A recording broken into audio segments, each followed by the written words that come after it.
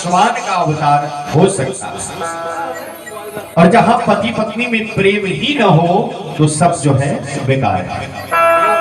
कश्यप जी महाराज मना कर रहे हैं कि देखो समय अच्छा नहीं है, गर्भाधान संस्कार के लिए समय अच्छा नहीं है, इसी के लिए तुम अभी परित्याग करो, अभी छोड़ो और भगवान का तुम चिंतन करो, भगवान का हरि का स्मरण करो।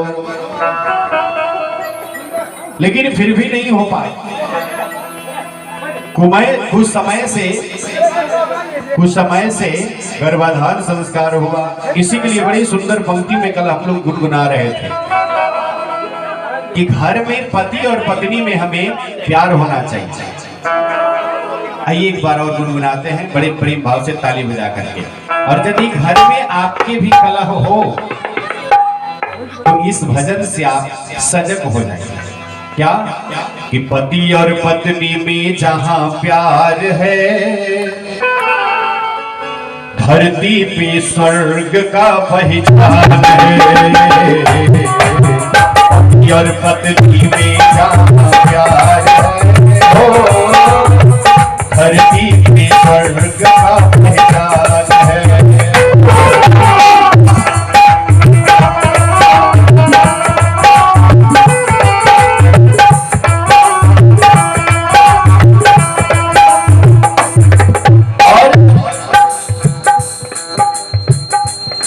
पति पत्नी मिल करके यदि कोई सत्कर्म करे तो घर जो है स्वर्ग ही बना रहेगा, इसमें कतई संशय नहीं। तो पति कुछ और कहते हैं और पत्नी कुछ और कहती है तो कलह और बढ़ जाता है। इसी के लिए कहा मिल करके जाके पूजा जाते हैं, पुण्य का महान बढ़ाते हैं। मिल करके जाके गोद बचाते हैं, पुण्य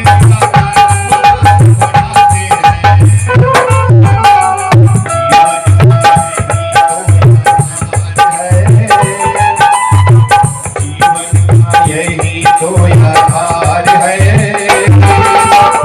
धरती पे स्वर्ग का पहचान है। पति और पत्नी में जहां प्यार है, धरती पे स्वर्ग का पहचान है। हरे प्रेम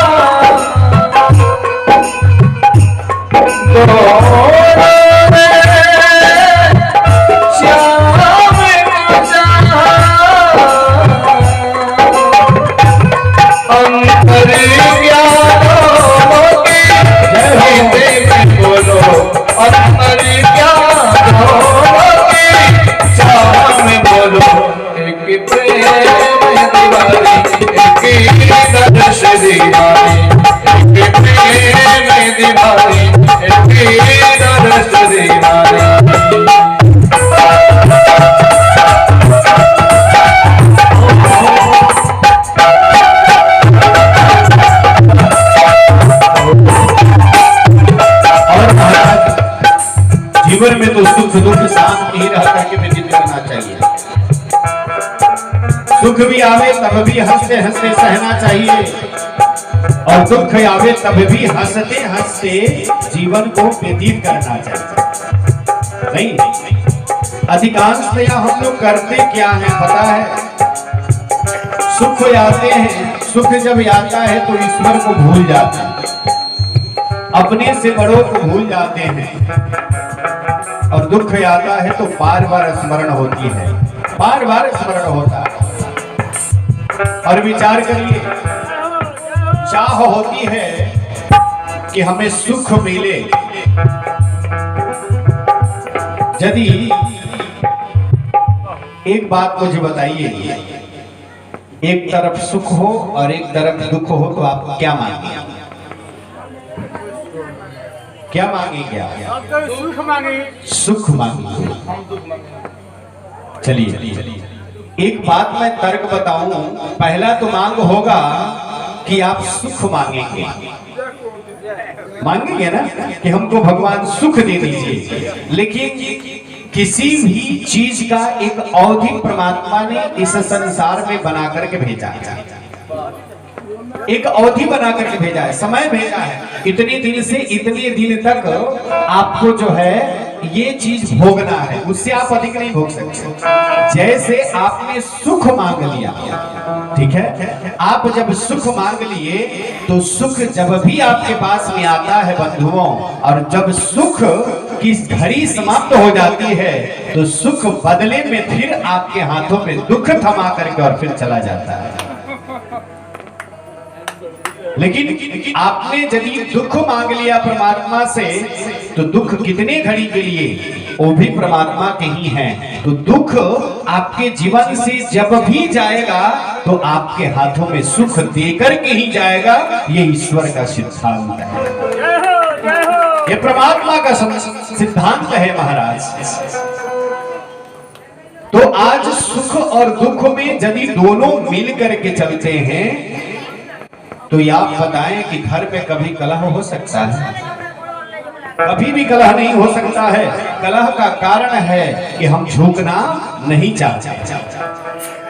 एक बार सागर ने कहा छोटी छोटी नदियों से, सागर ने कहा छोटी छोटी नदियों से कि हमने तो कभी आज तक बेत को देखा ही नहीं। बेत जानते हैं ना, बेत जब राह बाबा का पूजा और जो पूजा होता है उसमें जो बेत होता है, बेत को जहां से भी लगा दीजिए टूटता नहीं है। तो सागर ने कहा छोटी छोटी नदियों से कि मैंने आज तक कभी बेत को देखा ही नहीं। एक काम करो ना, बेत को लेकर के आओ, हमारे सागर में तुम समावेश कर दो। तो छोटी छोटी नदियों ने कहना प्रारंभ किया, ये कौन सी बड़ी बात है, हम तो बड़े बड़े वृक्षों को तोड़ करके ला करके समावेश कर देते हैं, तो छोटी सी बेत को ला करके देने में क्या हर्ज है? छोटी सी बेत को लेकर के देने में क्या हर्ज है? कहा कि यूं ही गए और लेकर के आए। बड़े रफ्तार और वेग से नदियां चली बेत को तोड़ने के लिए, लेकिन जब इधर से पानी आए तो इधर झुक जाए बेत, फिर इधर से पानी आए तो बेत इधर झुक जाए, जिधर से पानी जाए उधर ही बेत झुक जाए। जा करके अंततो गत्वा सभी नदियों ने हाथ जोड़ करके खड़ा कर दिया कि बड़े बड़े वृक्षों को तोड़ना मेरे लिए तो मामूली बात है, लेकिन साधारण सी बेत को आप में ला करके समावेश करना मेरे लिए बड़ी कठिन की बात है। कहा कि आखिर क्यों? तो बहुत बड़ी शिक्षा हमारे जीवन से भी मिलती है कि यदि हमारे जीवन में समर्पण की भाव हो, झुकने की कला हो, प्रणाम करने की कला हो, तो जीवन हमारा पावन बन जाता है। और यही घर में नहीं करते हैं महाराज। हमें अभिवादन करने से, प्रणाम करने से 4 चीज की प्राप्ति होती है। माता जी लोग खूब अच्छे से श्रवण करिए। 4 चीज अभिवादन करने से, प्रणाम करने से 4 चीज प्राप्त होता है। क्या? कि अभिवादन शीलस्य नित्यं वृद्धोपसेविनः।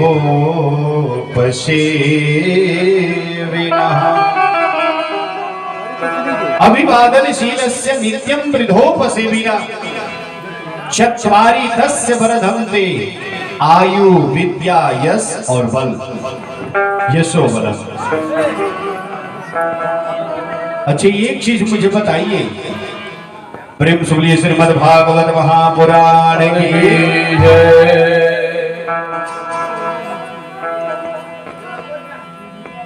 आप बड़े लोगों को प्रणाम करते हैं कि नहीं? मेरा प्रश्न है आप लोगों से, मेरा प्रश्न है कि आप लोग अपने से जो बड़े हैं उनको आप प्रणाम करते हैं कि नहीं? करते हैं? हाथ उठाइए तो कितने लोग प्रणाम करते हैं? नहीं, आप अपना बात करिए। आप लोग बड़े लोगों को प्रणाम करते हैं? करते हैं ना? अच्छे आशीर्वाद छोटे लोगों को कितना देते हैं आप लोग? हाथ उठाइए। जो छोटे छोटे हैं उनको आशीर्वाद तो देते होंगे ना प्रणाम करने पर। तो आप बड़े को प्रणाम करते हैं तो लोग क्या कहता है आपको? आशीर्वाद में आपको क्या मिलता है? खूब जिया, खूब खुशी रहा, तोहर आयु लंबा होके, तू विद्वान होगा, खूब मोटा ना, यही सब ना मिलता है। तो यहाँ पर शास्त्रकारों ने कहा कि जब हम समर्पण की भाव रखते हैं तो हमें 4 चीज प्राप्त होता है। आयु पहला कार्य है कि अगले, देखिए जब हम किसी के चरण को छूते हैं, चरण छूने का भी एक प्रक्रिया है, चरण छूने की भी प्रक्रिया है। उस दिन बता रहे थे ना कि अलग से ही साधु बाबा को या पंडित जी लोगों को अलग से ही कहते हैं, पंडित जी पाँव लगता है, मुंह पर जाके पंडित जी पाँव लगता है। तो सबसे तो बढ़िया ही रही मुंह के लगे जब जाते नहीं कहीं तो पंडित जी मुंह लागत नहीं, सबसे बढ़िया रही ना। ठेहुन के लगे कितना लोग आधे झुकेला, आधा झुक करके ठेहुन के लगे जाइए कहीं कीजिए पंडित जी पाँव लागत नहीं, तो उससे तो बढ़िया रहा पंडित जी ठेहुन लागत नहीं, सबसे बढ़िया रही। शब्दों का आदर्श है कि जब तक हम पाँव को छुए नहीं तब तक हम पाँव लगना कहे नहीं। क्या है कि आपका महान दुश्मन, आपका महान कोई दुश्मन हो, रणभूमि में आपको तैयार हो गया कि हम तुमको मार देंगे, समाप्त कर देंगे। यदि इस सभा में आपका दुश्मन इस मंच पे आए और आ करके दुश्मनी तो करता है कि तुम्हें हम मार देंगे, लेकिन जब आप उसके चरण को छू करके, इतने लोगों के सामने में चरण के छू करके आप यदि कहेंगे कि प्रणाम, तो मुंह पिचका करके इधर मुंह इधर घुमाएगा और कहेगा कि जी आप। दुश्मन भी, दुश्मन के चरणों को आप यदि ग्रहण कर लेते हैं तो वो भी नहीं कहता है कि मर, ये कहला जी जब रुआ गोड़ लागे नहीं तो ये थोड़े कहला कि मर जा है, कति कहला लोग जी जा ना। तो जीने की जब बात आ गई तो बड़ों का एक अंश आपके जीवन के आयु में लग गया, एक अंश तो लग गया। आयु विद्या, जो छोटे छोटे बच्चे जब आपको प्रणाम करते हैं तो आप क्या कहते हैं, खूब विद्वान होइए, पढ़ने में आपका मन लगे। तो आप जब कहते हैं तो आपका जो अंश है बच्चे में जाकर के समावेश हो। आयु विद्या, यश, आप खूब अच्छे कार्य कर रहे हैं फिर भी जस नहीं मिल रहा ना, माता जी लोग के तौरी ना मिलेला, खूब बढ़िया बढ़िया पकवान बने नहीं होने कर से छाड़ा के कहीं से आई रही लोग हैं, तो इतना बढ़िया बढ़िया पकवान पर भी 2 छाड़ सो नहीं के पड़ी, खाना बनाओ के लूर नहीं के ढंग नहीं किया, कहीं एक दिन खाना बनाओ के पड़ जाए तो हमरा बुझाला कि जो बर्तन माजत माजत कह ले जाला कि जे थोड़ा सा गड़बड़ लगता भइल बा कि ना हैं। तो जिनको जस मिलता नहीं है तो यशस्वान होने का हम आशीर्वाद देते हैं। तो आयु विद्या यश, और जो निर्बल होते हैं, जिनके पास में बल नहीं होता है, तो निर्बल को हम क्या कहते हैं, आप बलवान होइए। और देखिए घर घर की जो झगड़ा है अभिवादन से छोड़ाया जा सकता है, घर घर की जो झगड़ा है। और देखिए सबसे बड़ी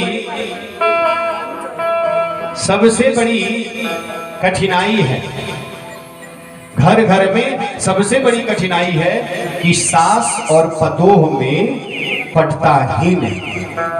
ये घर घर का एक बुझिए कि नियम बना हुआ है। देखिए अभिवादनशीलस्य नित्यं वृद्धोपसेविनः चत्वारि तस्य वर्धन्ते आयु विद्या यशो बलम। प्रत्येक दिन यदि बहू अपने चरण, अपने माँ के यानी अपने सासू माँ के चरण को जा करके प्रत्येक दिन छू करके प्रणाम करे तो घर में कभी भी कलह नहीं आ सकता, कभी भी कलह नहीं आ सकता है महाराज। लेकिन हम तो पैर छूना ही नहीं चाहते हैं। कितना रोइले बड़ो हैं, कम नहीं रोइले। चरण छूने के लिए जाएं। और महाराज विचार करिए, सुबह में यदि बहू चरण को छू लेती है और फिर जो है झगड़ा करने की मन आएगा, तो उसी समय में कहेगी कि चरण तो छूले बने तो किंग करिए हैं। चरण यदि हम छू लिए तो गाली कैसे दें। सासू लोग के लागी कि जौना मुंह से हम आशीर्वाद दिले बनी तो ई मुंह से फिर जौन बटे अशब्द कैसे बोल सकते हैं। अपने जीवन में आप अपनाइए, अपने से बड़ों का चरण को छू लेना आपकी प्रतिष्ठा कभी जा नहीं सकती है, बशर्ते आपकी प्रतिष्ठा में बढ़ोतरी होगी और आपको आयु विद्या जस की प्राप्ति होगी, इसमें कतई संशय नहीं है। इसके लिए प्रत्येक दिन अपने घर में भी नियम बनाइए कि हम अपने से बड़ों को प्रणाम करेंगे, हम अपने से बड़ों को प्रणाम करेंगे। चिंतित रहते हैं, घर को लेकर के चिंतित रहते हैं। एक बार एक व्यक्ति की नई शादी हुई थी, नई शादी हुई थी। पत्नी आई, पत्नी से बड़ा प्यार करता था, बड़ा प्रेम करता था। तो पत्नी कही, कुछ ही दिनों के बाद पत्नी मायके जाने लगी। तो ये ट्रेन जो है पकड़ाने के लिए गया स्टेशन पर, तो बार बार रो रहा था। ये बेचारा बार बार रो रहा था, वियोग जो है, सहन जो है नहीं हो रहा था। तो पत्नी कही कि अरे जी इतना क्यों रो रहे हैं, अरे लोग दिख रहा है, हैं? लोग शिकायत करेंगे, ये लोग कहेंगे कि बताओ ये पत्नी के लिए रोता है, तो थोड़ा मुझे भी अच्छा नहीं लगता है। ये बार बार रो, बार बार बेचारा रो। पत्नी बार बार समझाती है, कितना दिन की बात है, 10 दिन की बात है, जाएंगे और फिर चले आएंगे। वो बार बार रो, बार बार रो। ट्रेन अभी आने में अभी समय थी, बार बार रो रहा था। स्टेशन पर लोग भी देखते थे, तो पत्नी को अच्छा नहीं लगता था, इसे पता ही नहीं था। पत्नी को अच्छा नहीं लगे कि बार बार आप रोइए नहीं, लोग काफी देख रहा है, चुप रहिए, कुछ दिन की ही तो बात है। तो देखा क्या कि अभी ट्रेन आने में बाकी थी, तो सामने प्लेटफॉर्म पे भी एक व्यक्ति वैसा ही रो रहा, वैसा ही नौजवान हो भी रहा होगा बेचारा, और वो भी सामने में रो रहा था। तो ये प्लेटफॉर्म को, इस प्लेटफॉर्म को छोड़ करके दूसरे प्लेटफॉर्म पर जाता है और जा करके उससे पूछता है, भाई तुम क्यों रो रहे हो, तुम क्यों रो रहे हो। तो उसने पूछा, तो ये पहले बता, उसी देर से तो हम देख रहे हैं कि हमसे पहले से तू रो रहा है, तू बता कि तू क्यों रो रहा है। तो उसने कहा कि हमारी पत्नी जा रही है, पत्नी का वियोग मुझसे सहन नहीं होता, इसी के लिए मैं रो रहा हूँ, और मुझे जो है जो तड़पन है हमें बर्दाश्त नहीं होता, इसी के लिए मैं रो रहा हूँ। तो उसने कहा कि तुम क्यों रो रहे हो। तो उसने कहा कि जिस ट्रेन से तुम्हारी पत्नी जा रही है, उसी ट्रेन से जा करके उधर से मेरी पत्नी आने वाली है, इसी के लिए मैं रो रहा हूँ। जिस ट्रेन से तुम्हारी पत्नी जा रही है, तो पत्नी के जाने के वियोग में तू रो रहे हो, और मैं तो इसलिए रो रहा हूं कि इतने दिनों के बाद जब हमारी पत्नी आएगी तो हमें सिर्फ रुलाती ही है, इसी के लिए मैं, जिस ट्रेन से तुम्हारी जा रही है उसी ट्रेन से हमारी आ रही है, इसीलिए हम रो रहे हैं। क्यों? शायद कहीं ना कहीं प्रेम की कमी है, घर में प्रेम की कमी है। बच्चे को तो शिक्षा देते हैं कि तुम झूठो, आदर्शवान बनो, लेकिन मैं कहता हूं कि बच्चों को कहने की आवश्यकता नहीं। मत कहिए, आप बच्चे को ये मत शिक्षा दीजिए कि आप बच्चे से कहिए मत कि आप झुकिए, झुक करके प्रणाम करिए, नहीं, कहने की आवश्यकता नहीं है। सिर्फ आप करना प्रारंभ कर दीजिए, आप करना प्रारंभ कर दीजिए, और यदि आप करना प्रारंभ कर देंगे ना, तो बच्चे आपको देख करके वो भी स्टार्ट कर देंगे, इसमें कतई संशय नहीं है। आप राम राम करते हो तो बच्चे जो है राम राम जरूर कहेंगे। यदि आप बुरे बुरे गाली देते हो तो बच्चे को कोई रोक नहीं सकता है बुरे बुरे गाली देने से। आपके जीवन में कितना आदर्श बनता है, आपके जीवन में कितना प्रेम है, वही प्रेम तो बच्चे देख रहे थे। कितनी सुंदर हमारे मुस्कान जी बोल रहे थे, जितेंद्र जी बोल रहे थे, हैं? कि बच्चे ने सिर्फ सुना कि मेरे दादा दादी जी कि इस प्रकार से हालत हुई है, दौड़ करके गया और जा करके कहना प्रारंभ किया कि बोरा को मत फेंकिए। कहने का अभिप्राय क्या है कि आप जिस प्रकार से करते हैं ना, तो आपकी संतति जो है, आपके छोटे छोटे जो बच्चे हैं वही आपका देखा हुआ करते हैं, तभी जा करके वो भी करना प्रारंभ कर देते हैं।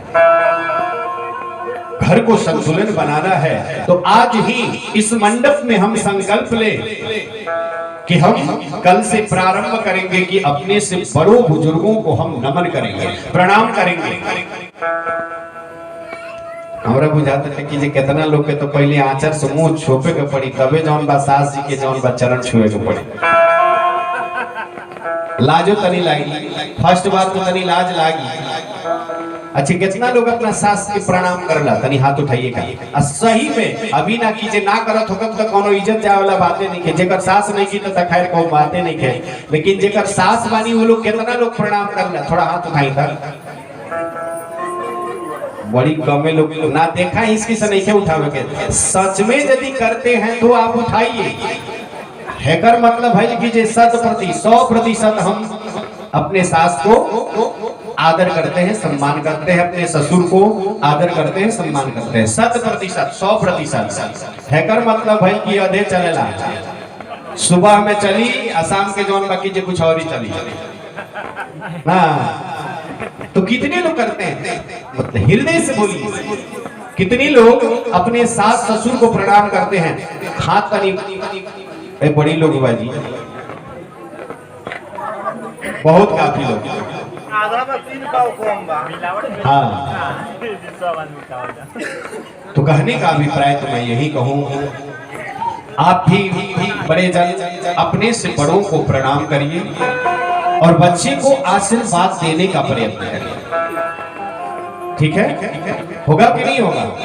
अरे कौन पैसा लगा था जी, पैसा नहीं ना लग रहा है तो मंगनी वाला काम जौन बाटे की, मंगनी में यदि मरचा भी मिलेला तो लोग जौन बाटे की जूद याद है, तो करना चाहिए। और घर में यदि शांति चाहते हैं तो समर्पण की भावना होनी चाहिए। इसी के लिए जीवन हमारा पावन बन जाएगा। वेद के जैसे हमें झुक करके रहना चाहिए और झुकने वाले को कभी कोई तोड़ नहीं सकता। बड़े बड़े वृक्षों को आप देखे होइएगा, बड़े बड़े वृक्ष होते हैं, जब आंधी और तूफान आता है तो बड़े बड़े वृक्ष टूट जाते हैं, लेकिन वेद कभी टूटते हुए कोई देखता नहीं है। इसी के लिए हमें वेद बनना है, बड़े वृक्ष बन करके अहंकार में रह करके हमें नहीं जीना है, हमें अहंकार को विसर्जित करना है। कश्यप जी महाराज बड़ी मना किए, लेकिन दीदी महारानी मानी नहीं। लेकिन हुआ क्या, इस प्रकार से हुआ कि गर्भाधान संस्कार हुआ और गर्भाधान संस्कार होते हुए ही दीदी महारानी से कश्यप जी महाराज कह दिए कि तुम्हारे गर्भ में 2 राक्षस उत्पन्न होंगे, तुम्हारे गर्भ से 2 राक्षस जो देवताओं को सताएंगे, सत्पुरुषों को सताएंगे। और दीदी महारानी के गर्भ से 2 राक्षसों का उत्पन्न होता है। एक का नाम है हिरण्यकश्यपु और दूसरा का नाम है हिरण्याक्ष। हुआ क्या कि अत्याचार मचाना प्रारंभ किया। हिरण्याक्ष ने धरा रसातल में लेकर के पृथ्वी को जा रहा था। भगवान जो है वाराह रूप में आए और हिरण्याक्ष को मार दिया। प्रेम से बोलिए वाराह भगवान की जय। वाराह भगवान हिरण्याक्ष को समाप्त किए और आगे हिरण्यकश्यपु, पता है जब एक भाई का मौत हो जाए तो दूसरा भाई तो शांति से नहीं रह सकता है। तो हिरण्यकश्यपु जो है भगवान से बैर करना प्रारंभ किया। हिरण्यकश्यपु भगवान से बैर करना प्रारंभ कर दिया।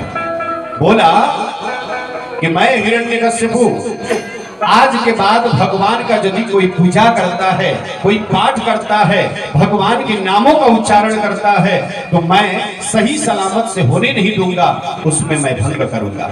और हिरण्यकश्यपु जो है अत्याचार मचाता है।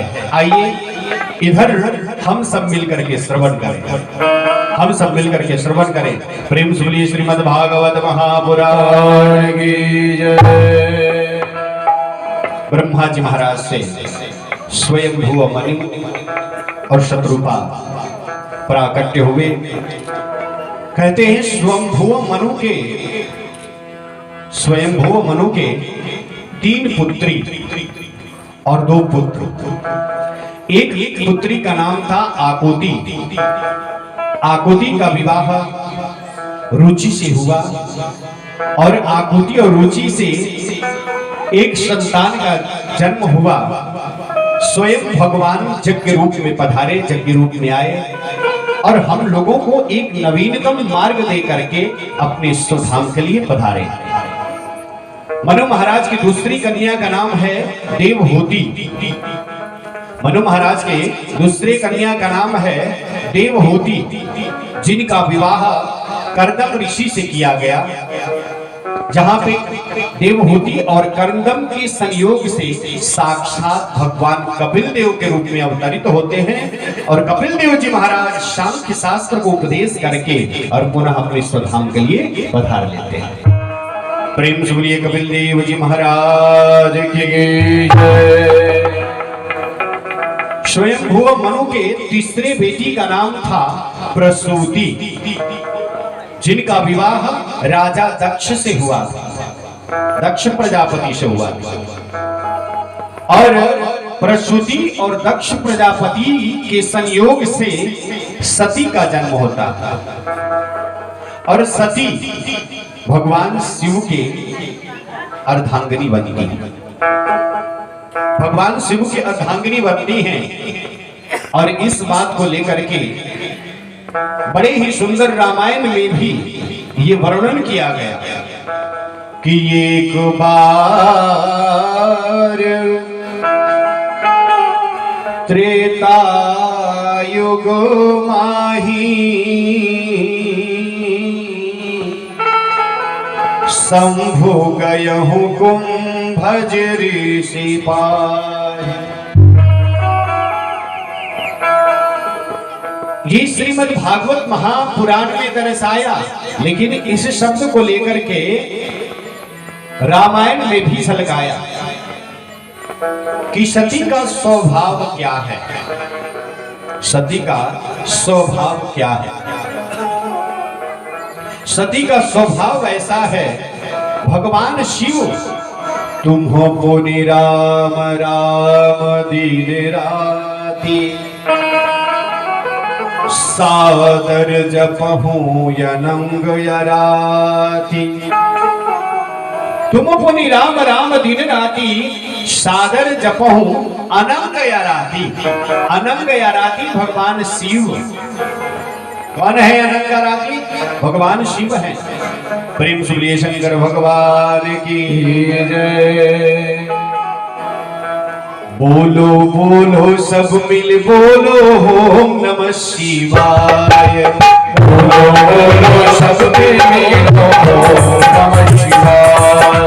बोलो बोलो सब मिल बोलो ओम नमः शिवाय।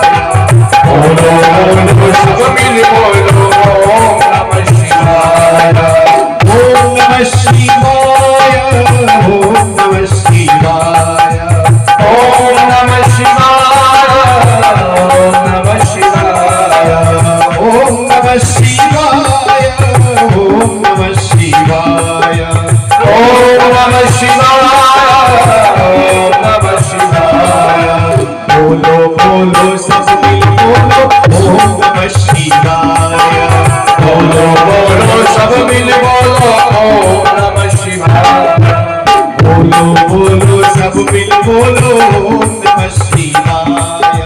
बोलो बोलो सब मिल बोलो ओम नमः शिवाय। प्रेम से बोलिए शंकर भगवान की जय।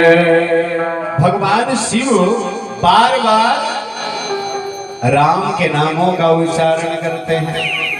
अच्छे विचार करिए, यदि बड़े लोग यदि कोई कार्य करे तो छोटे को करने में कोई दिक्कत परेशानी हर्ज है क्या? यदि गांव के वरिष्ठ लोग यदि झाड़ू लेकर के आपके दरवाजे पे मार दें तो आपको कितनी शर्मिंदगी होगी है? मुझे जीते जी तो मर जाना चाहिए कि बड़े आज कार्य कर रहे हैं और हम छोटे होकर के देख रहे हैं। तो आदर्श, पहला आदर्श बनता है कि हम उनके हाथों से हाथ बटाएं, उनके हाथों से हाथ बटाएं, उस कार्य को करें। तो बताइए, हम सब तो एक छोटे से जीव हैं और भगवान शिव जो देवादेव, जो महादेव कहलाते हैं, और उनके जीवन में एक पंक्ति आती है कि तुम पुनि राम राम दिन राति, सादर जपहु या रंग या राति। तो भगवान राम यदि राम राम जपते हैं तो क्या हमें नहीं जपना चाहिए? जपना चाहिए कि नहीं जपना चाहिए? बोलिए जोर से, जपना चाहिए ना? जपना चाहिए। और वैसे भी परीक्षित जी ने कलयुग को इसलिए नहीं मारा कि कलयुग में एक चीज है कि कलयुग केवल नाम आधार, सुमिर सुमिर नर भुतरहि पारा। बताइए, आप कहते हैं कि मैं राम राम कहता हूं, आज तक कुछ भी नहीं हो पाया। बड़ी राम राम जप लिया, अब मुझे राम राम जपने की आवश्यकता नहीं है। लेकिन व्यक्तिगत बंधुओं, आप मुझे बताइए, मैं आप सबों को एक छोटी सी उदाहरण दूं। आप बड़ी खुशी से बैठे, बड़े प्रसन्न होकर के बैठे, बड़े आनंदचित होकर के बैठे हैं, बड़ी खुशी मन में है, और सामने से कोई व्यक्ति आकर के आप चाहते हैं कि कोई मुझे खुशी दे। सामने से कोई व्यक्ति आता है, आप खुशी मन से बैठे हैं, और वह व्यक्ति आपके सामने में आकर के सामने से कहता है बेहुदा, आपको अशब्द बोला बेहुदा, तो आपको कैसा लगेगा? कैसा लगेगा आपको? अच्छा लगेगा आपको? अच्छा तो नहीं लगेगा। उस समय में आप पहले तो बड़े खुशी थे, पहले आप बड़े खुशी थे, लेकिन जब एक शब्द सुनते ही आपकी खुशी समाप्त हो गई। उसने क्या कहा? एक अशब्द सिर्फ कहा और आपकी खुशी समाप्त हो गई। आप क्रोध में भर गए। आपका जो शरीर का हार्मोन है ना, वह चेंज हो गया, और लगता ऐसा है कि अभी ही खड़े होकर के तो भी जा करके मार दूं। विचार करें आप, एक बेहुदा शब्द में आपकी खुशी को दुख में परिणत कर सकता है, क्रोध में परिणत कर सकता है। तो क्या राम का नाम लेंगे तो क्या आपको खुशी और हंसी और आपके जीवन को सुधार सकता है या नहीं? विचार करें आप, सुधार सकता है?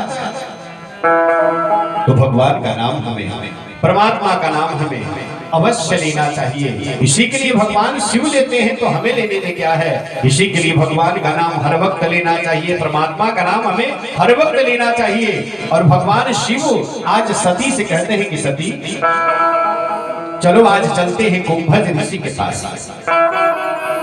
क्या आवश्यकता है महाराज कथा सुनने की? भगवान शिव को कोई कथा सुनने की आवश्यकता है?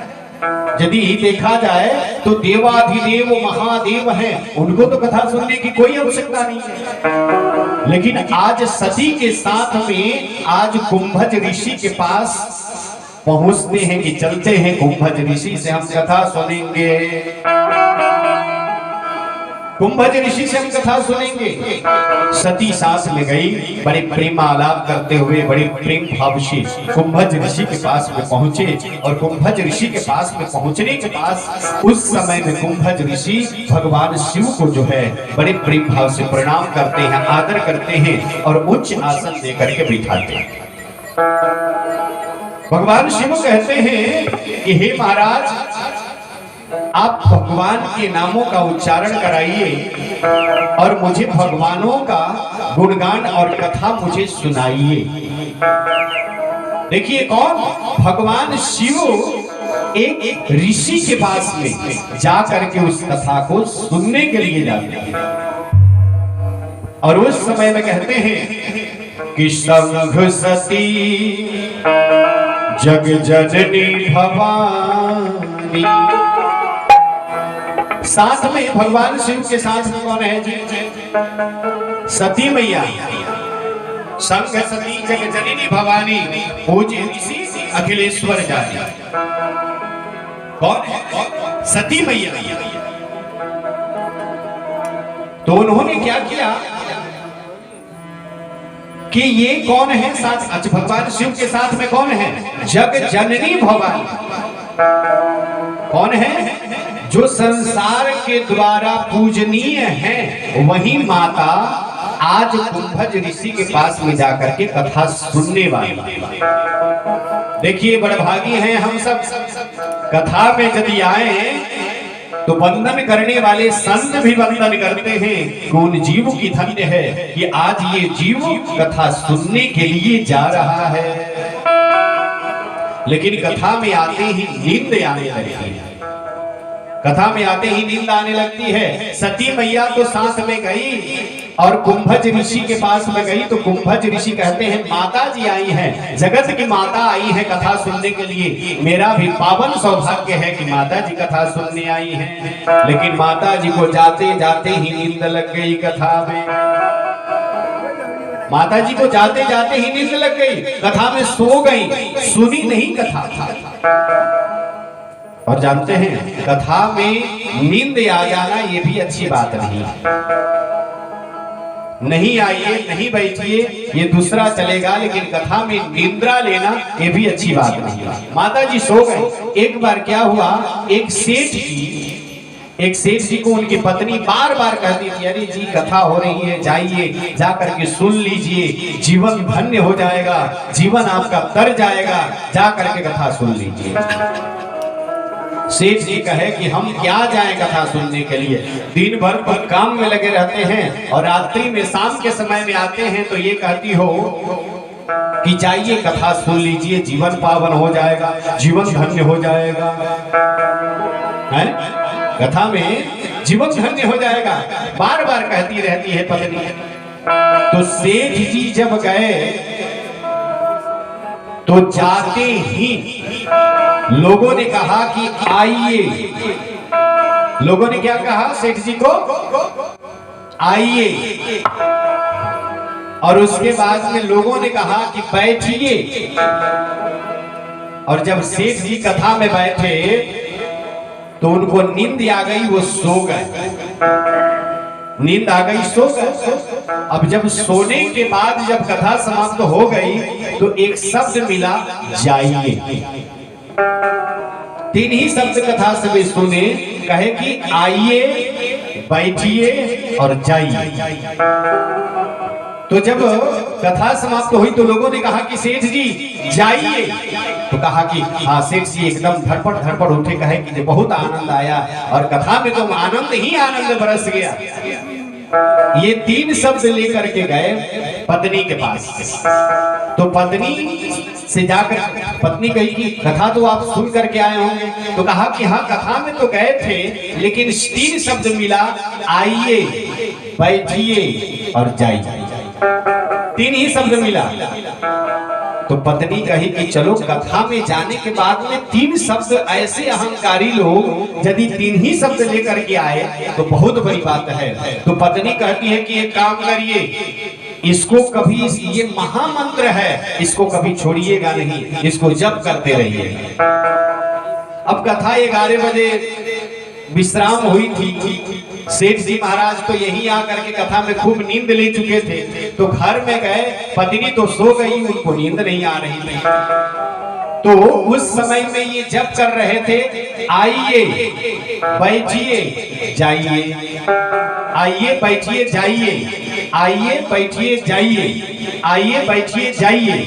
ये महामंत्र के जैसे ये बोल रहे थे।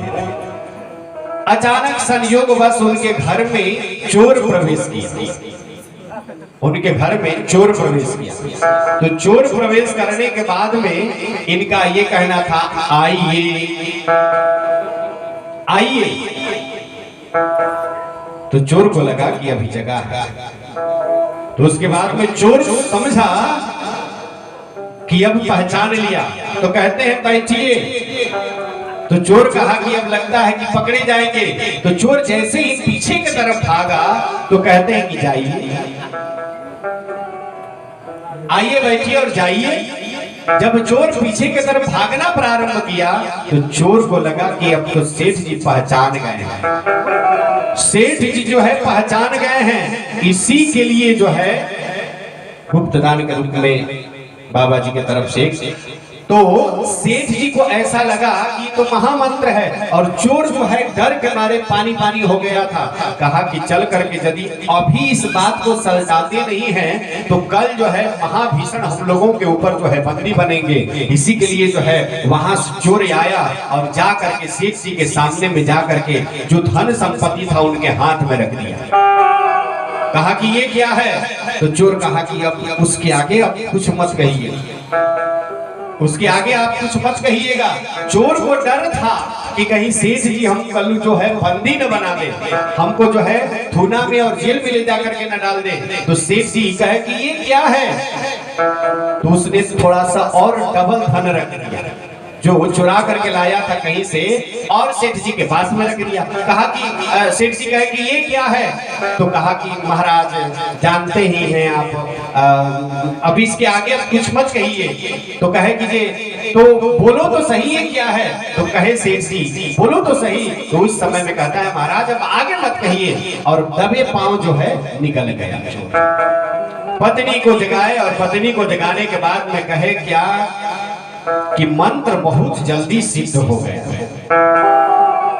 मंत्र जो है आइए बैठिए और जाइए, मंत्र जो है बड़ा सिद्ध हो गया। देखो इतनी धन संपत्ति हमारे घर में मिल गया बैठे बैठे आइए बैठिए और जाइए। मंत्र हम जब किए तो हमें जो है इतना धन संपत्ति मिल गया।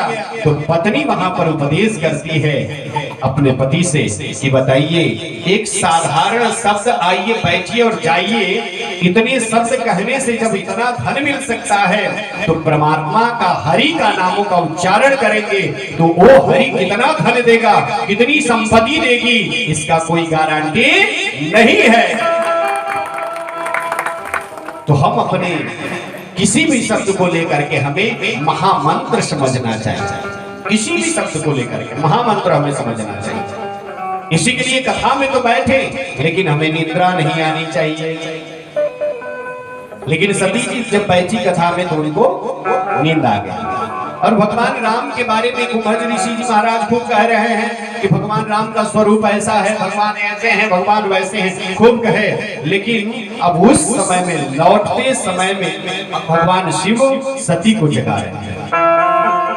सती अरे जगो, कथा समाप्त हो गई। सती जैसे तैसे धड़पड़ उठी, नींद खुला और भगवान शिव के साथ में जो है चलने के लिए तैयार हो गई। और उस समय में गोस्वामी तुलसीदास जी महाराज कहते हैं, आते वक्त में कहते हैं कि जग जननी भवानी, और जाते समय में कहते हैं दक्ष की ये लाडली बेटी, ये दक्ष की लाडली बेटी, दक्ष जी महाराज के ये बड़ी बाप की बेटी हैं। क्यों? इन्होंने कथा का अपमान कर दिया। कथा में तो बैठी लेकिन इनके अंदर कथा बैठ नहीं पाई। और महाराज वही सती भगवान शिव के साथ में जा रही हैं। तो भगवान शिव की इच्छा होती है कि जिन राम की कथा मैं सुन करके अपने कानों के द्वारा आया, और वो राम यदि मेरे सामने में दिखाई दे दे, वो परमात्मा यदि मेरे सामने में दिखाई दे दे, तो मैं तो धन्य हो जाऊंगा। और भगवान भी वैसा ही संयोग बनाए। सीता का हरण हो चुका था। राम जी और लखन जी महाराज लताओं से पूछते हैं, वृक्षों से पूछते हैं, यहाँ तक हे खग मृग सभी लताओं से पूछते हैं बड़े प्रेम भाव से। आइए। बिरहा व्यथा से व्यथित द्रवित हो बने बने भटकेरा, बने बने भटकेरा। बिरहा व्यथा से व्यथित द्रवित हो बने बने भटकेरा, बने बने भटकेरा। सीधे सीधे भाभी भाभी अपनी सीता को प्राणी प्रिया को पग पग ढोलेरा। बिरहा व्यथा से व्यथित द्रवित हो बने बने भटकेरा, बने बने भटकेरा। और महाराज वन वन में भटक रहे और भगवान राम तो यहाँ तक लताओं से पूछते हैं, वृक्षों से पूछते हैं, पक्षियों से पूछते हैं कि हमारी सीता कहाँ चली गई। भगवान शिव अभी जा ही रहे थे तब तक आगे से जो है भगवान राम व्याकुल होकर के आगे सामने में देखते हैं तो उस समय में एक शब्द निकलता है भगवान शिव के मुख से, जय सच्चिदानंद कह करके शब्द निकलता है भगवान शिव के मुख से। तो सती के मन में संशय उत्पन्न हो जाता है, संदेह उत्पन्न हो जाता है। सती के मन में संदेह उत्पन्न हो सकता है, हो गया। क्यों? ये कह रही है सती कि अरे इनको आप भगवान कह रहे हो, आप इनको भगवान कह रहे हो, पता नहीं है इनको। संशय उत्पन्न हो रहा है और कहे भगवान शिव यहाँ तक तो कहे कि सोई मम इष्ट देव रघुवीरा सेवत जाहि सदा मुनि धीरा। अरे सती ये मेरे इष्ट देव हैं, ये मेरे परमात्मा हैं, तुम उनको प्रणाम करो। जय सच्चिदानंद कह करके भगवान शिव प्रणाम करते हैं। लेकिन सती के मन में संशय हो जाता है और संशय जब मन में आ जाए तो कभी संशय कभी को झुकने नहीं देता। संशय कभी किसी को झुकने नहीं देता। मन में संशय उत्पन्न हो गया और उस समय में सीता ये प्रश्न करना प्रारंभ कर देती है कि सोई मम इष्ट देव रघुवीरा। अरे बाबा पागल हो गए हैं? क्या ये भगवान हैं, परमात्मा हैं? और भगवान यदि होंगे, परमात्मा यदि होंगे तो क्या इनको पता नहीं है कि हमारी पत्नी को किसने हरण करके लेकर के गया? कि आज वृक्षों से पूछ रहे हैं, लताओं से पूछ रहे हैं, वन में घूम घूम करके पूछ रहे हैं, क्या इनको पता नहीं है? सती के मन में संशय हो गया महाराज। और भगवान शिव बड़े मना किए, बहुत काफी मना किए, लेकिन सती मानी नहीं। और उस समय में अंतिम यही हुआ कि होई है सोई जो राम रचि राखा, को करि तर्क बढ़ा वही साथ। भगवान शिव तो पहले मनाए। अब आप बताइए कि यदि कोई जिद कर दे, हट कर दे, नहीं ये बिजली में, ये तार में बिजली का करंट है ही नहीं, है ही नहीं, है ही नहीं, तो आप अंत में क्या कहिएगा कि जाइए, जब नहीं है तो छू करके देख लीजिए, यही ना कहेंगे आप? तो भगवान शिव यही कह रहे हैं कि सती जब तुम्हें विश्वास यदि तुम्हें नहीं है तो एक काम करो, जाओ, तुम्हें परीक्षा लेना है तो जाओ भगवान का परीक्षा ले लो। अब उस समय में सती जो है परीक्षा लेने के लिए चल पड़ती। भगवान शिव मना किए, लेकिन भगवान शिव के शब्द को थोड़ा भी उन्होंने ध्यान नहीं दिया। भगवान शिव के शब्द को उन्होंने ध्यान ही नहीं दिया। और महाराज अंततोगत्वा ऐसा हुआ कि उस समय में सती जी सीता के रूप को बना करके और राम से परीक्षा लेने के लिए जा रही है। प्रेम सुनिए श्रीमद् भागवत महापुराण की, जोर से बोलिए श्रीमद् भागवत महापुराण के। और सती जाती है सीता के वेश को धारण करके और जाती है और जा करके परीक्षा लेती है महाराज। और राम को कौन कहे, सीता के वेश को धारण इसलिए सती करती हैं कि उनको पता है कि यदि सच में यदि भगवान होंगे तो मुझे पहचान जाएंगे, और यदि सच में भगवान नहीं होंगे तो कहेंगे कि अरे मेरी सीता तुम कहाँ गई थी, इतनी देर तक तुम कहाँ थी, जैसे ही पकड़ने आएंगे वैसा ही मैं अपने रूप को परित्याग कर दूंगी, छोड़ दूंगी और कहूंगी भगवान से शिव से जाकर के मैं कहूंगी कि ये तेरा भगवान नहीं है, ये आपके राम नहीं है, ये तो नकली राम घूम रहे हैं।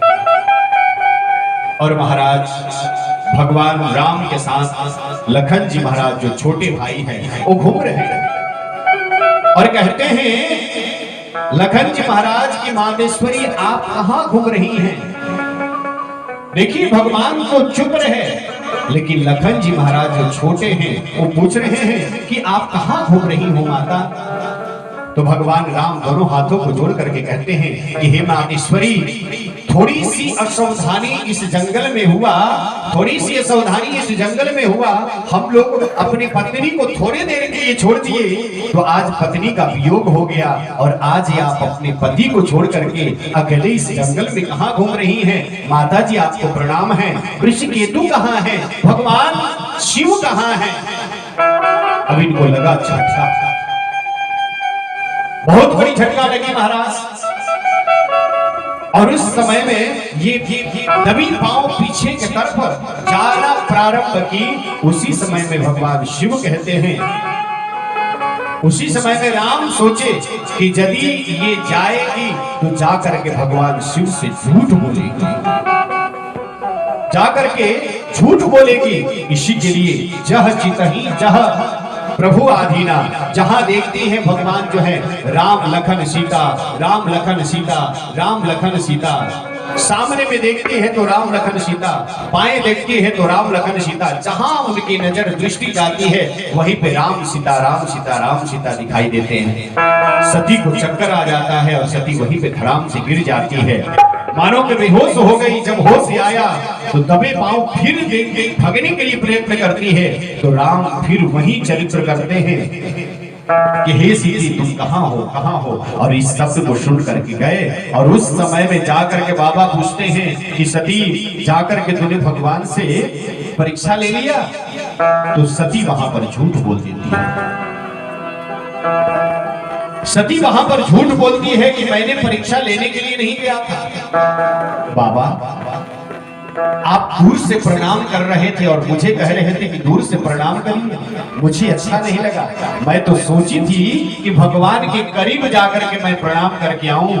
तो भगवान शिव एक क्षण के लिए पुनः अपने नेत्र को बंद करते हैं और देखते हैं क्या कि सती यहाँ से गई है, और जैसे ही सीता के वेश को बनाई है उसी समय में भगवान शिव सीता मैया को देख करके, क्यों भगवान शिव सीता को अपनी मां समझते हैं, हमारी मां है, और आज मेरी पत्नी मां के रूप को धारण की।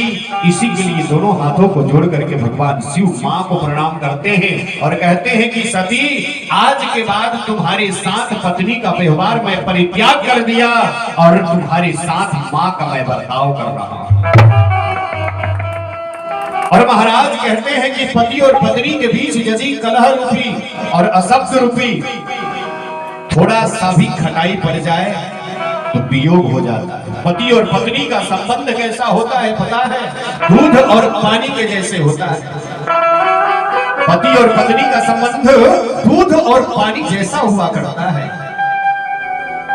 भले पत्नी पढ़ी लिखी न हो, लेकिन डॉक्टर साहब के साथ यदि विवाह हो जाए तो डॉक्टराइन आप जरूर कहलाएंगी। भले आप में गुण हो या न हो, लेकिन वह पति आपको अपना गुण जो है परित्याग करके आप में समावेश कर देता है। दूध को देखिए, दूध में दूध को जब हम आग पे रखते हैं तो आग पे रखने के बाद बार बार तूफान मारता है, बार बार तूफान मारता है। क्यों? आग मेरे साथ में रहने वाले पानी को क्यों जला रहा है? मेरे साथ में रहने वाले पानी को क्यों जला रहा है? बार बार तूफान मारता है, बार बार उफान मारता है, गिरने का प्रयत्न करता है। और वही दूध जब जल जाता है, वही दूध जब जल जाता है तो कहा कि मैं अपने मित्रों को खो दिया, मैं अपने पानी रूपी मित्रों को खो दिया, इसी के लिए मेरा नाम आज के बाद में दूध नहीं रहेगा, आज के बाद मेरा नाम खोआ रहेगा। और वही दूध खोआ नाम से परिणत होता है। क्यों? क्योंकि मैंने अपने मित्र को खो दिया, इसीलिए नाम मेरा खोआ है। विचार करें बंधुओं, दूध और पानी जैसा पति और पत्नी का संबंध हुआ करता है, और पति पत्नी के संबंध में यदि थोड़ा सा भी कहीं से भी किंचित मात्र झूठ का यदि पत्नी सहारा ले या पति सहारा ले तो संबंध नहीं रह जाता है। ये क्या है? अशब्द लेना ये खटाई जैसा है, और दूध में थोड़ा सा एक बूंद भी खटाई पड़ जाए तो दूध जो है अलग हो जाता है और पानी अलग हो जाता है, फट जाता है। दूध में जो पानी है वो फट जाता है और दूध का संबंध कोई नहीं रहता, वो तो एकदम बिकने के लायक हो जाता है, समाप्त करने के लायक हो जाता है। आज वैसा ही हुआ भगवान शिव और सती के साथ। सती आकर के परमात्मा से झूठ बोल दी, भगवान शिव से झूठ बोल दी कि आप तो अलग से प्रणाम कर रहे थे, तो मैं सोची कि जाकर के भगवान को सानिध्य में रह करके उनको मैं प्रणाम करके आऊं। भगवान शिव जैसे ही देखे पत्नीत्व को भाव उन्होंने परित्याग कर दिया, छोड़ दिया कि सती आज के बाद तू मेरी मां है। और महाराज भगवान शिव आज सती रूपी मां को लेकर के जाते हैं कैलाश पर्वत पे। तो पहले तो अपने बाएं अंग में बैठाते थे, कभी दाहिने अंग में बैठाते थे, लेकिन आज भगवान शिव से जब सती कहती है कि मुझे कथा सुनाइए, तो भगवान शिव सती को बैठने के लिए सामने में आसन देते हैं कि आप मेरी मां हैं और आपके मुखमंडल को मैं देख देख करके मैं तो यही कहूं कि मां का भाव लगेगा। परित्याग कर दिया महाराज, परित्याग कर दिया।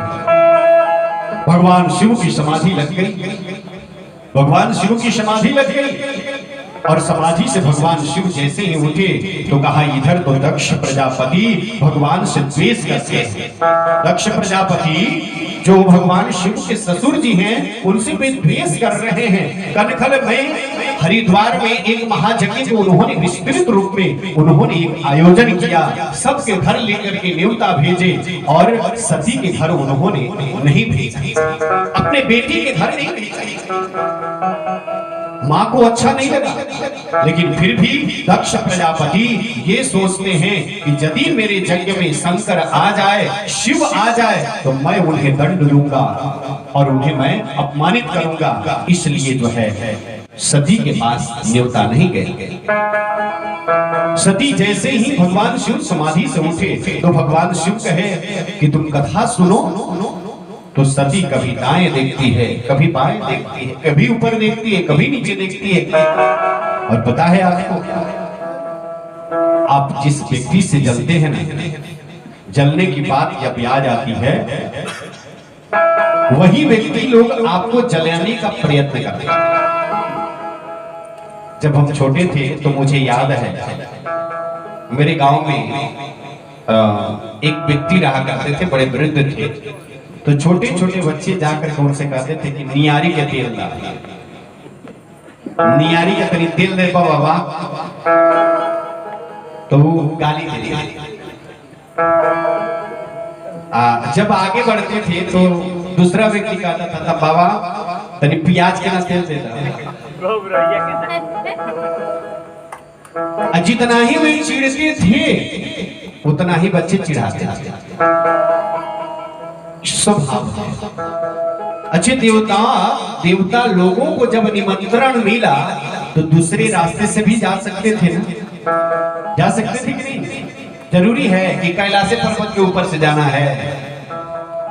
लेकिन देवता भी जानते हैं कि निमंत्रण इनको मिला नहीं है, तो सब के सब सज धज करके जो है ऊपर से जा रहे हैं, विमान पे बैठ करके जा रहे हैं।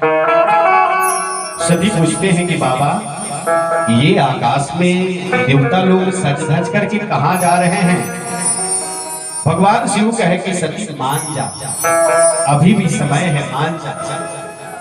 सती कही कि बाबा मुझे बताएं आप, ये देवता लोग जा कहां रहे हैं? तो कहे कि तुम तो कथा सुन रही हो, तुम तो कथा सुन रही हो, कथा सुनो।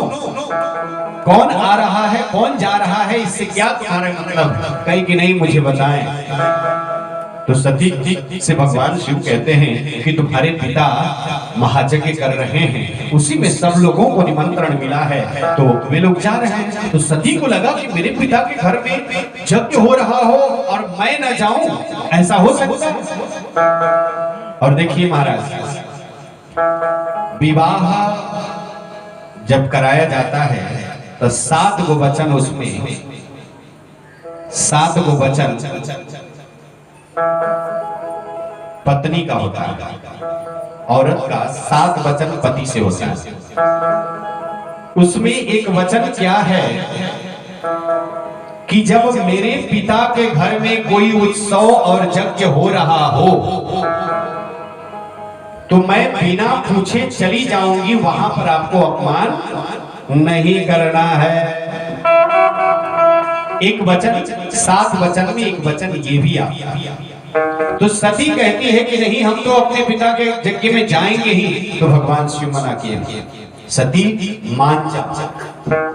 आवत ही हर से नहीं, नैन नहीं शने, तुलसी तहां न जाइए, चाहे कंचन वर्षेनी। नहीं जाना चाहिए, यदि आपका कहीं बुलावा ना हो तो वहां नहीं जाना चाहिए। लेकिन भगवान शिव कहते हैं कि यदि कहीं कथा हो रहा हो तो वहां पर बिना बुलाए जाना चाहिए। लेकिन सती वहां पे कथा नहीं हो रहा है, शिव को अपमान करने के लिए वो यज्ञ किया जा रहा है, इसी के लिए सती तुम मत जाओ। सती से भगवान शिव यहां तक स्पष्ट कर दिए कि सती तुमको यदि वहां पर बेइज्जती किया जाए तो तुम अपनी बेइज्जती को सह सकती हो, लेकिन तुम्हारे पति का यदि बेइज्जती हो तो कतई तुम सहन नहीं कर सकती हो। इसी के लिए मैं बार बार मना कर रहा हूं कि सती तुम मत जाओ, मत जाओ, मत जाओ, मत जाओ। लेकिन सती मानी नहीं, सती थोड़ा भी मानी नहीं और सती जो है निकल गई। सती चलती और जब गई वहां पर तो यज्ञ हो रहा था, सब के सब देवता लोग बैठे हुए थे, लेकिन सबका आसन था, सबके पास में कुछ न कुछ था, सबके पास में कुछ न कुछ था। लेकिन देखी कि उस समय में सती देखती है क्या कि भगवान शिव का कहीं भी अंश नहीं है। तो जब ये शाला में गई, देखिए वैसा ही विधि व्यवस्था बनाई गई थी कि जब सती आएगी ना तो अपमान कर देना। अरे देखो तो ये बिना बुलाई बाप के घर में आ गया, कहने वाले ताना मार दिए। उसके बाद लोगों ने ताना मारना प्रारंभ किया, सती को अच्छा नहीं लगा और यज्ञ में जब गई तो देखी कि वहां पर कुछ था ही नहीं, भगवान शिव का अंश नहीं था और उसी में जोगाग्नि में जल करके और वहीं पे समाप्त हो गई सती। प्रेम सूर्यानंद कंद भगवान के। और उस समय में कहते हैं कि भगवान शिव के समक्ष नारद जी महाराज पहुंचते हैं, जाकर के शब्द सुनाते हैं और नारद जी महाराज कहते हैं कि बाबा आप बैठे हो, सती का दहन हो चला। भगवान शिव को क्रोध आया, अपने सिर से एक जटा को निकाल करके और धरती पे पटकते हैं। वहीं पे एक बहुत बड़ा एक मनुष्य की आकृति वहां पर तैयार होती है, वीरभद्र जैसा तैयार आकृति होती है, उनका नाम वीरभद्र पड़ता है। प्रेम से बोलिए वीरभद्र भगवान के। श्री सुखदेव जी महाराज कहते हैं कि परीक्षित, भगवान शिव इस दशा को सहन नहीं किए और बार बार सती भी गई और अपमानित हुई। पुनः वही सती हिमांचल राजा के घर जाकर के पुनः पार्वती के रूप में अवतरित होती हैं और इस प्रकार से कथा का रसपान कराते हैं। कहते हैं कि भगवान शिव के उस दरबार से हमें शिक्षा प्रदान होती है और भगवान शिव ये समझाते हैं कि आपको रहना कैसे है। देखिए, भगवान शिव के दरबार में भगवान के गले में सर्प है। भगवान शिव के गले में क्या है? सर्प है। और कार्तिकेय जी का वाहन मोर है। मोर और सर्प से पटता नहीं महाराज। मां का वाहन शेर है और बाबा का वाहन क्या है? बसहा। शेर बसहा को देख नहीं सकता है, लेकिन बाबा कहते हैं कि देख, मेरे दरबार में समत्व की भावनाएं आई। जिस दिन तुम्हारे घर में भी समत्व आ जाएगी, उस दिन तुम्हारा भी घर स्वर्ग बन जाएगा, कैलाश बन जाएगा।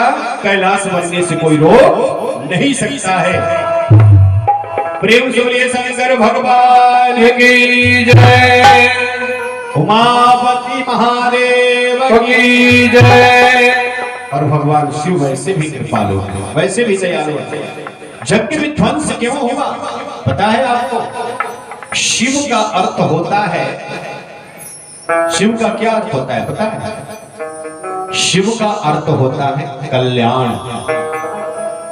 और जिस यज्ञ में भगवान शिव न गए हो, तो वह यज्ञ से कल्याण मिलने वाला नहीं है। इसी के लिए यज्ञ जो है विध्वंस कर दिया गया, यज्ञ जो है समाप्त कर दिया गया। और भगवान शिव कितने कृपालु हैं कि भक्तों को आनंद प्रदान कराते हैं। भगवान प्रेम से बोलिए शंकर भगवान की जय। एक बार क्या हुआ कि एक चोर चोरी करने के लिए गांव में जाता और गया, थोड़ा बड़ा संपत्ति को चुरा करके आया और अपनी जीविका का पालन करता था। उसने मन में विचार किया, घूमते फिरते कहीं पे उसका पानक नहीं चला। तो उसने देखा कि अब दूसरे गांव से हम लौट करके आ रहे हैं, एक मंदिर में भजन कीर्तन हो रही थी। वो आकर के चोर बैठ गया, चोर आकर के भजन कीर्तन में बैठ गया और बैठ करके सोचना प्रारंभ किया कि लगता है कि आज कहां पे जतरा बनाए, कुछ तो मिलना ही पड़ेगा। तो उसने अचानक देखा क्या कि मंदिर में बहुत बड़ा एक घंटा टांगा गया। घंटा बहुत बड़ा मंदिर में टांगा गया और ठीक भगवान शिव का लिंग बहुत बड़ा था और ठीक उसके ऊपर में वह घंटा टंगा गया। तो सोचा कि एक काम करते हैं, यहीं पे विश्राम करते हैं और विश्राम करके जो है इसी घंटे को चोरी करके और लेकर के चले जाएंगे तो हमारा दुख दरिद्र सब समाप्त हो जाएगा। अब क्या किया ये बेचारा, सब लोग जो है भजन कीर्तन किए और वहीं पे ये सो गया। संत भी अपने कमरे में जाकर के सो गए और सोने के बाद जो है जब देखा कि अब निस्बत रात्रि हो गई, तो अब सोचा कि इस घंटे को खोल लिया जाए। तो पहले तो प्रयत्न किया कि उस घंटे को किस प्रकार से खोला जाए। तो पहले घूम फिर करके देखा कि कहीं सीढ़ी मिल जाए, तो सीढ़ी पे चढ़ करके खोल करके लेकर के चले जाए। तो सब जगह सीढ़ी थोड़ी मिलेगा, तो सीढ़ी था ही नहीं। तो उसने मन में विचार किया कि भगवान शिव के ऊपर चढ़ गया, भगवान शिव के ऊपर चढ़ गया और चढ़ करके घंटा को पकड़ लिया। और जैसे ही घंटा को पकड़ करके खोलने वाला था, तब तक आवाज आई, हाँ। नहीं कहा कि अब हम पकड़े गए, अब कोई मारने से मुझे बचा नहीं सकता है। दुआ करके जो है भगवान शिव वहीं पे प्रकट हो गए, कहे हाँ हाँ हाँ क्या कर रहे हो तुम भक्त। तो ये कहा कि बाबा अब तो हम चोरिये कर रहे थे, हमसे बहुत बड़ी भूल हो गई बाबा, आप चुप रहिए चुप रहिए। तो कहे कि ना भक्त तुम वरदान मांगो, तुम्हें क्या चाहिए, तुम वरदान मांगो। तो उसने कहा कि बाबा हम आपका कोई पुजारी नहीं है, हम तो चोर हैं, हम घंटा चोरी करने के लिए आए थे। तो बाबा कहे कि चुप भगत, कोई लाता है तो एक गिलास पानी चढ़ा देता है, कोई लाता है तो एक गिलास दूध चढ़ा देता है, कोई लाता है तो एक गिलास बेल का पत्ता चढ़ा देता है, भांग धतूर ला करके चढ़ा देता है, लेकिन तूने तो अपने पूरे शरीर को मेरे ऊपर समर्पण कर दिया, मांग लो तुम्हें क्या। भगवान शिव तो चोर को भी साधु बना, इतने बड़े दयालु भगवान शिव हैं।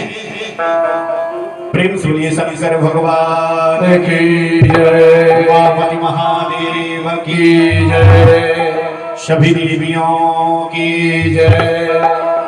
और बड़े बड़े भाव से भगवान इतने कृपालु हैं, इतने दयालु हैं कि सभी भक्तों को बड़े प्रेम भाव से कृपा प्रदान करते हैं। और भगवान शिव से मांगना है तो कहते हैं कि भगवान शिव तो छप्पर फाड़ करके देते हैं, भले ही अपने पास में ना हो लेकिन भक्तों को तो बड़े प्रेम भाव से देते हैं। इसी के लिए कहा जय जय हो भोले बाबा हर बम, जय जय हो भोले बाबा हर हर बम। आप लोगों को बाबा से प्यार है ना? शिव जी का पूजा करते हैं, करते हैं कि नहीं करते हैं ना? तो सच्चे हृदय से बड़े प्रेम भाव से ताली बजाते हुए बोलना है जय जय हो भोले बाबा हर हर बम, जय जय हो भोले बाबा हर हर बम, जय जय हो भोले बाबा हर बम बम, जय जय हो भोले बाबा हर बम बम। कैलाश वासी हृदय निवासी, कैलाश वासी हृदय निवासी, कैलाश वासी हृदय निवासी, कैलाश वासी हृदय निवासी, डमरू बजाओ लो जय जय हो भोले बाबा हर बम बम बम। जय जय हो भोले बाबा हर बम बम।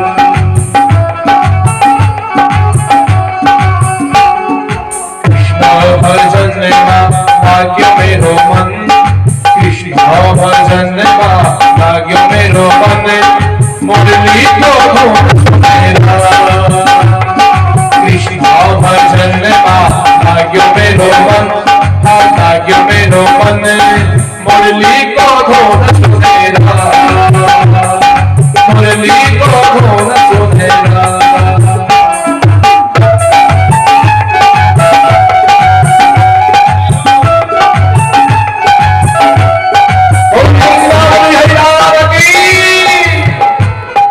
और बड़े प्रेम भाव से भगवान शिव के श्रृंगार का इसमें वर्णन किया, खूब प्रेम भाव से ताली बजाते हुए बोलेंगे नाग को माला नीलो छका, नाग को माला नीलो छका, नाग को माला नीलो छका, नाग को माला नीलो छका, कंबर पाती रो माघ को छाना, कमर वाली रवे बाबा को छाना, कंबर पाती रो माघ को छाना, कमर वाली रवे बाबा को छाना।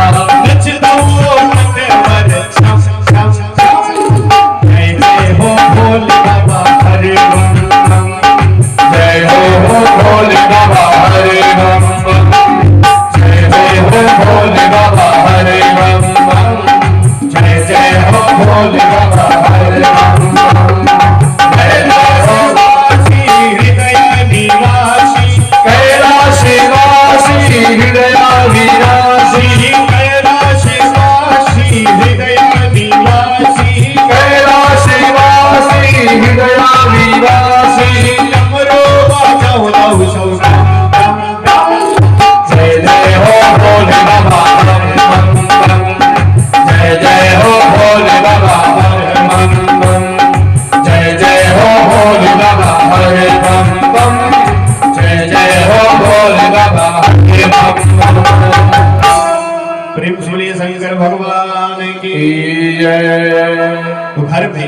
भक्ति होनी चाहिए, परमात्मा की भक्ति होनी चाहिए, बड़े आनंद के साथ परमात्मा की भक्ति होनी चाहिए।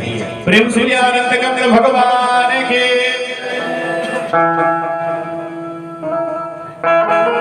चलिए गुप्त दान हमारे यजमान जी की तरफ से और महाकल्याण। हाँ, अब यहाँ पे श्री परीक्षित जी महाराज प्रश्न करते हैं कि बाबा आपने मनु महाराज के जो संतति थी, आकुति, प्रसूति और देवहूति के शब्द में आप सुनाए, तो उनके दो बेटे भी थे, उनका नाम क्या था?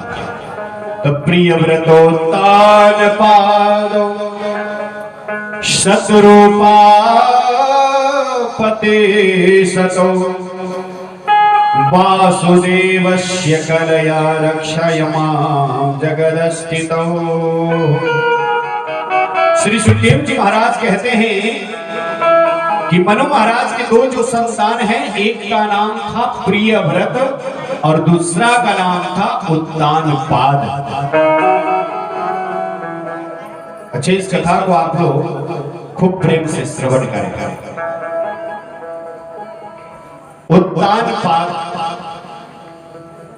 उत्तानपाद राजा का नाम है। आपस में बात ना करें। प्रेम सुने श्रीमद् भागवत महापुराण की जय। राजा का नाम क्या है? उत्तानपाद। अच्छा, ये उत्तानपाद है कौन?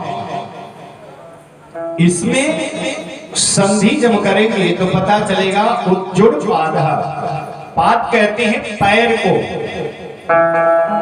उत कहते हैं ऊपर का, ऊपर उठा हुआ। तो एक बात मुझे बताइए, उत्तानपाद राजा का नाम है और मैं कहता हूं कि हम सब उत्तानपाद हैं। आप पूछेंगे कैसे?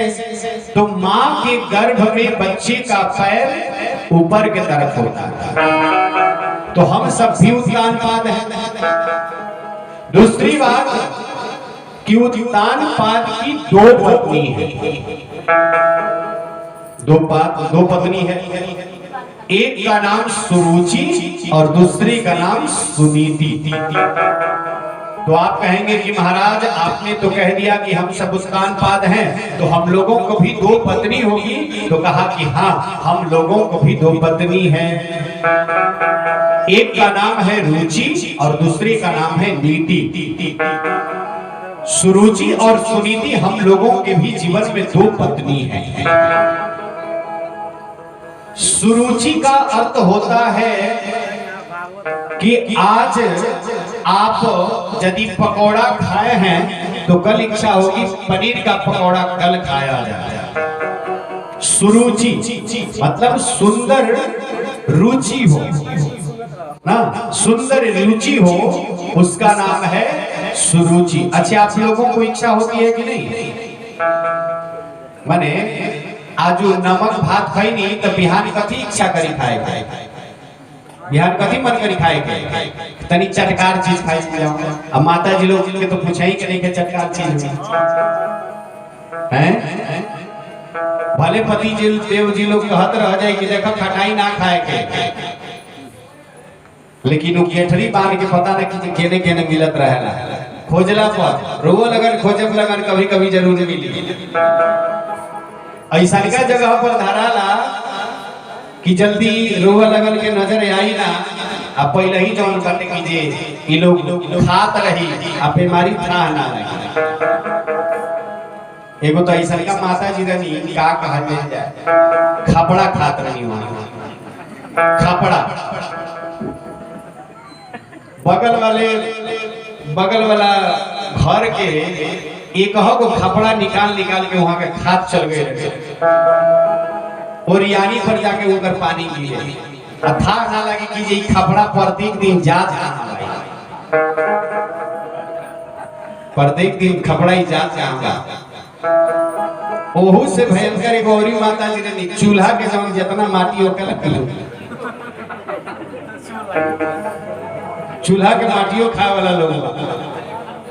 सच में मैं सच में बता रहा हूं। सुरुचि इसका नाम है सुंदर रुचि होना। तो एक पत्नी तो हम लोगों के भी है सुरुचि। इच्छा होती है कि नहीं कि आज मतलब खूब यदि आज खिचड़ी खाए हैं तो कल जो है खूब अच्छे पकवान बनाया जाए, और यदि बरिस के दिन आए तो पकौड़ी भी बनावा ले जाए ना। तो आप तो पकौड़ी बनाते हैं, खूब खाते हैं, तो दूसरी पत्नी आपके हाथ को पकड़ लेती है। अधिक नहीं, अधिक खाइएगा तो पेट गड़बड़ हो जाएगा, डॉक्टर के पास में जाना पड़ेगा। तो दूसरी पत्नी सुनीति कहती है कि अधिक नहीं खाना है, अधिक खाओगे तो फिर गड़बड़ होगा।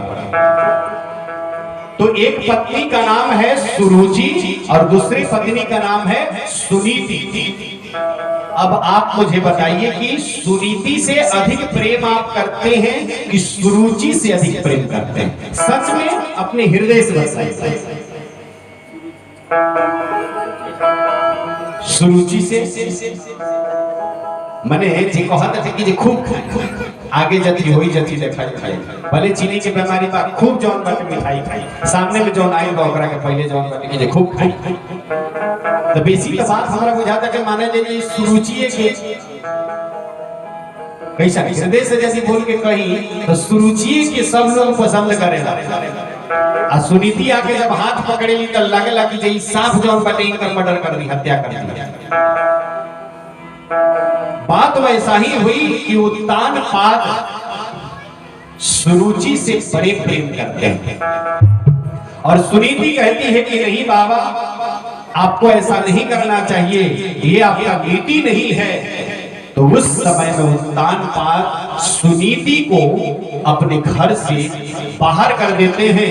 जहां पर दास दासियां घर बना करके रहती हैं, वहां पर जाकर के सुनीति रहना प्रारंभ कर देती है।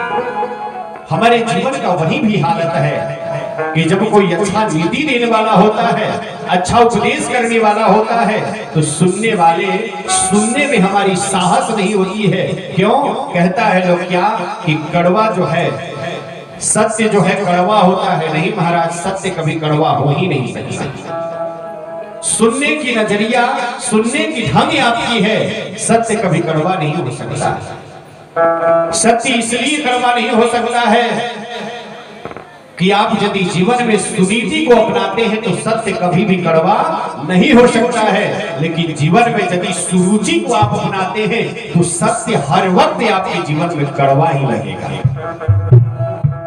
आज सुनीति महारानी जा करके जहां पे दास दासी नौकर जहां पे रहता है, वहां पर आज महारानी जा करके उनके साथ में रह रही है। खाने के लिए नहीं है बंधुओं कि खाए कहां से, लेकिन सुनीति से एक बच्चे का जन्म होता है जिसका नाम है भक्त ध्रुव। सुनीति से जन्म होता है जिसका नाम है ध्रुव, और ध्रुव का अर्थ होता है सत्य। विवाह में ध्रुव दर्शन की एक विधि थी कि वर और वधू को उत्तर दिशा के तरफ करके, उत्तर के तरफ मुख करके, और तारा को दिखाई दिया, तारा को दिखलवाया जाता है कि आप तारा देखिए। क्यों दिखा जाता है कि पति पत्नी का जो प्रेम है ध्रुव तारा जैसे अटूट हो, इसलिए जो है दिखाया जाता है। तो सुनीति से किसका जन्म होता है? ध्रुव का, सत्य का जन्म होता है, सनातन का जन्म होता है। और सुरुचि से उत्तम का जन्म होता है। प्रेम सूर्यानंद कंद भगवान की जय। एक बार की बात है कि भक्त ध्रुव अभी बच्चे हैं, 5 वर्ष की अवस्था भी उतना होगी नहीं है। बच्चों के साथ में खेल रहे थे, बच्चों के साथ में जाकर के भक्त ध्रुव खेल रहे थे।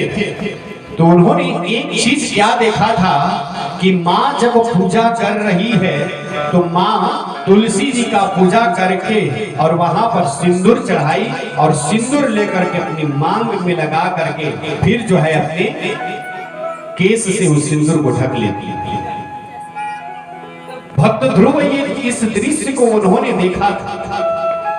कभी कभी ऐसा होता है कि जब छोटे छोटे बच्चे खेलते हैं ना, तो छोटे छोटे बच्चे खेलने का अभिप्राय यह होता है कि कभी कभी बच्चे जो दूसरे बच्चे को अशब्द बोल देते हैं। देखिए बिना बाप का बेटा, किसी ने कह दिया, उनके मन में, ध्रुव के मन में ये बैठ गए। और भक्त ध्रुव अपनी माँ के पास में आते हैं और माँ से प्रश्न करते हैं कि माँ, मेरे पिताजी कौन है? मेरे पिताजी कौन है, आप मुझे बताएं।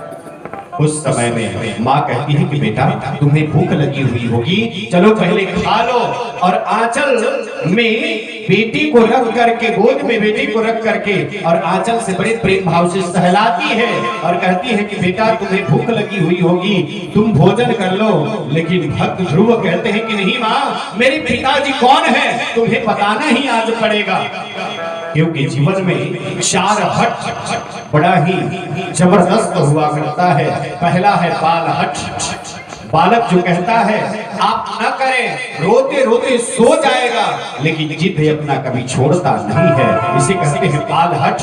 दूसरा है राज हट। यदि राजा कहे कि ये कार्य होना चाहिए अपने देश में तो वो करके ही बताता है। तीसरा है योगी हट। यदि योगी कहे कि मैं ये कर दूं, अभी की अभी मैं रात कर दूं, तो हट के मारे वह भी करता है। और चौथा है स्त्री हट।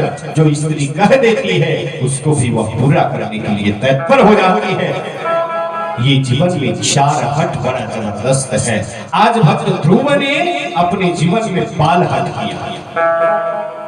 भक्त ध्रुव कहते हैं मां मुझे आज ही मुझे बताओ, आज मुझे बताओ कि मेरे पिताजी कौन हैं। आज यदि नहीं बताओगी तो मैं रोते रोते चिल्लाते चिल्लाते ही रहूंगा। मैं सोने वाला नहीं हूं, तुम जितना भी तुम सुला लो, लेकिन मैं सोने वाला नहीं हूं। और भक्त ध्रुव जो है जिद कर देते हैं, जिद पे अड़ जाते हैं कि मां मुझे बताओ मेरे पिताजी कौन है। और महाराज आज विवश होकर के इसलिए सुनीति अपने भक्त ध्रुव से इसलिए नहीं बता रही है कि यदि मेरे ऊपर इतना अत्याचार हुआ है, लेकिन यदि बच्चे के ऊपर थोड़ा सा भी यदि अत्याचार हो जाए तो मेरा बच्चा सहन नहीं कर सकता। इसी के लिए बार बार ये सोचती है कि नहीं मैं बताने वाली नहीं हूं, मैं बताने वाली नहीं हूं। इसी के लिए बार बार सोचती है, बताती नहीं है। लेकिन जब जिद किए तो बंधुओं उस समय में ऐसा हुआ कि उस समय में सुनीति महारानी कहती है कि बेटा जब तुम जानना ही चाहते हो तो इस देश के जो राजा है ना तुम्हारे पिता है। भक्त ध्रुव को लगता है कि माँ इतने दिनों से तुम मेरे पिताजी को छुपा करके रखी थी, पहले तुम बताई क्यों नहीं। आज ही मैं जा करके मैं अपने पिता से मिलूं। सुनीति महारानी मना करती है कि बेटा मत जाओ मत जाओ, लेकिन भक्त ध्रुव मानते नहीं। भक्त ध्रुव बड़े हंसी खुशी से जाते हैं। राज दरबार में द्वारपालों ने देखा कि बरसों बाद आज सुनीति महारानी के आज लाडले प्याले दुलारे आज भक्त ध्रुव राजमहल में आ रहे हैं। इतने बड़े हो गए, आज तक मैंने देखा ही नहीं इनको। अरे मेरे राजकुमार आज अपने पिता से मिलने जा रहे हैं। द्वारपालों ने उस सुइला को हटा करके और झुक करके भक्त ध्रुव को सम्मान करता है। और भक्त ध्रुव आगे बढ़ते जा रहे हैं, आगे बढ़ते जा रहे हैं। मन में लालसा है, अभिलाषा है कि मैं जा करके अपने पिता से मिलूं और मैं अपने पिता के गोद में बैठ करके थोड़ा दो शब्द मैं अपने पिता से भी सुनूं। लेकिन बंधुओं कहते हैं कि जीवन में इतनी खुशी कभी कभी पानी भी फेर देता है। सामने में देखते हैं कि वो दीवानपाद बैठे हुए हैं, उनके बगल में उनकी पत्नी सुरुचि बैठी हुई है और उनके एक जंघा पे उत्तम बैठा हुआ है, जो सुरुचि का बेटा है उत्तम, उत्तम उनके एक जंघे पे बैठा हुआ है, दूसरा जंघा खाली है। भक्त ध्रुव कहते हैं कि मैं छलांग लगा करके, मेरे भाई तो मेरे पिता की एक गोद में बैठा है, एक जंघे पे बैठा है, दूसरे जंघे पे मैं छलांग लगा करके जा करके जो है बैठ जाऊं। लेकिन यहाँ पे सुनीति महारानी को इस प्रकार से डर है, भय है कि पता नहीं मेरे बेटे के साथ में क्या होगा। भयभीत हो रही है, डरा रही है। और भक्त ध्रुव देखिए कि राजमहल सिंहासन में सब के सब राजा के समक्ष सब लोग खड़े हैं, सब लोग आदर कर रहे हैं, सम्मान कर रहे हैं। और भक्त ध्रुव दौड़ करके गए और जा करके जैसे ही गोद में बैठना चाहे, अपने पिता के गोद में बैठने ही वाले थे, उसी समय को उनके बगल में बैठी हुई सौतेली माँ उनके हाथों को पकड़ करके और नीचे झटकार दे करके भीग देती है, कहती है कि भक्त ध्रुव जाओ और जाकर के ईश्वर से तुम प्रार्थना करो, भगवान से तुम प्रार्थना करो, जाकर के भगवान से कहो कि तुम्हें अपने इस पिता के गोद में बैठना है ना, तो हे भगवान सुरुचि के गर्भ से जन्म लेकर के मैं भी आऊं और मैं अपने पिता के गोद में बैठूं। महाराज सौतेली माँ हाथ को पकड़ती है और वहीं फटकार देती है, जाकर के धड़ाम से गिरता है वह बच्चा। आज नेत्रों से आंसू बह रहा है, जितना खुशी पहले थी आज वह खुशी दुख में परिणत हो गए और नेत्रों से आंसू बह रहा है, कुछ बोल नहीं पा रहा है। और इस दृश्य को देख करके जो द्वारपाल है, दरबार है, कुछ बोल भी नहीं सकते हैं कि कहीं हमारी नौकरी न चली जाए।